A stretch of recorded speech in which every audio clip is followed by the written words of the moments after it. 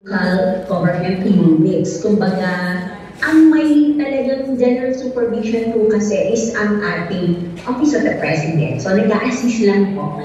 Then siguro yung sinasabi nila na alter ego ng Office of the President ang DILG sa supervision sa ating local government unit. And yung sa supervision nga namin, ito yung mga pinatackle namin or based sa function namin, ito po yung mga mandated na binibigay namin or piniprovide natin sa ating LGUs, yung institutional or capacity development. Actually, kami po sa DILG is conducting capacity development activities for LGUs to guide them in fulfilling their duties, functions, and responsibilities. Siguro one of the most famous content program of our department is yung MILO.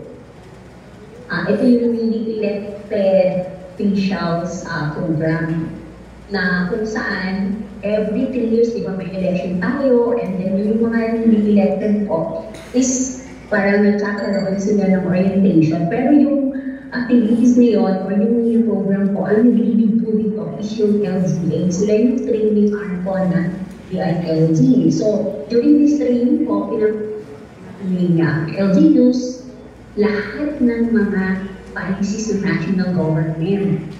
Lalo na kung parang nire-remind namin sila ano yung mga duties and responsibilities nila as head of Kabilang Community or LGU.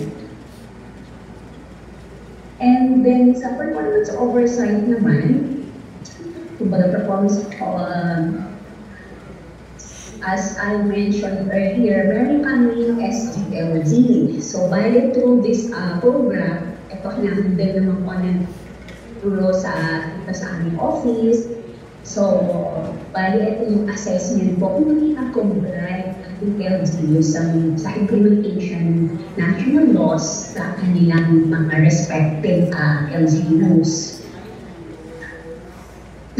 And then yung SGLG kasi, para minomonitor namin po doon yung financial administration nila, yung disaster preparedness, peace and order, risk readiness, and competitiveness. Meron din sa environmental protection and tourism.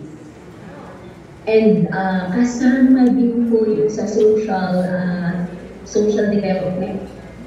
Kumbaga, and then yung sa social protection po, ang sensitivity, ito yung mga health compliance, at saka responsiveness, kasama din po yung sustainable education, na ito ay isa sa function po ng local school board.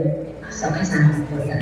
Pagdating naman po dito sa yung third, administrative power hierarchy, ito yung kasama pa rin po ito ng kanilang local autonomy. Yung provinces po is ang government responsibilities nila. Kumbaga, sila po yung nag-manage or nag-supervise ng city or municipality within their government. O kaya yung dun sa jurisdiction nila.